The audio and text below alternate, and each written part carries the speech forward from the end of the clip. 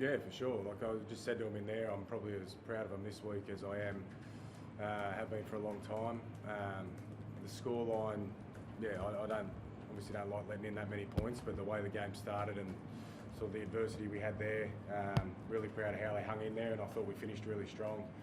Second half, we sort of had a lot of ball at the start of the second half and got suffocated there. We couldn't get any momentum. Their ruck control was really good down there. It sort of suffocated us a bit, and that was sort of, we missed some opportunities there. But really happy how we hung in there, stayed connected, and sort of finished strong. Yeah.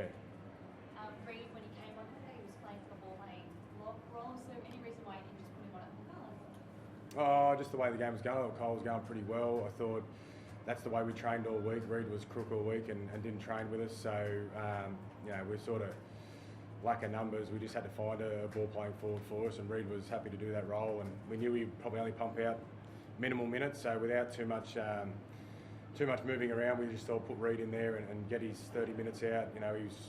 He probably shouldn't have played, but he just, as a captain, he wanted to be out here with the boys, and the best way to utilise him was just to play probably 15 minutes either side of half time in that lock role. Did you notice that there was a bit of a difference? He made a difference in defence when he came on? Yeah, I thought he did his best. Like, it's not ideal probably having two small forwards out there against a big pack like Penrith, but I thought him and Cole hustled really well and scrapped in there and did a pretty good job. So proud of the way they did that.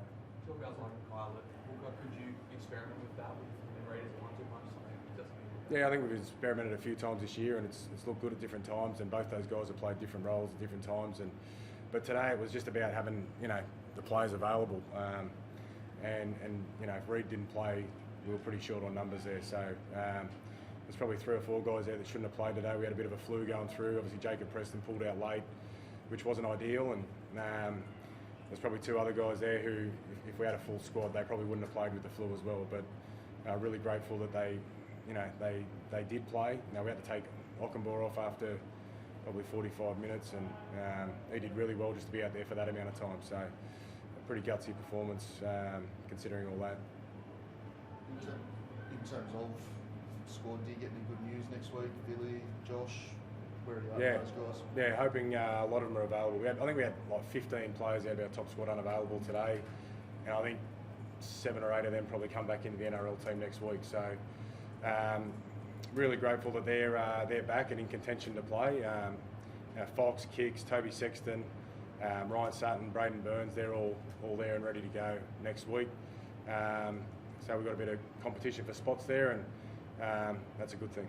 Was Kicks disappointed to miss out on a chance to kind of get some goal minutes here? Yeah, I think he wanted to play. He definitely wanted to play, and that was the plan for the week. We thought him and Fox were an outside chance of playing, and he sort of got a lot of work in, but then just yesterday, just ticking a few more boxes, they just didn't quite get where we wanted them to get to. So, they'll be ready to go next week. I remember when he went down, I think it was in April, Amy said that he worked with the coaching staff quite a lot in that absence. Have you seen a sort of change in him, I guess, the way that he responds to the game, things having spent a bit of time with you guys the last month? Yeah,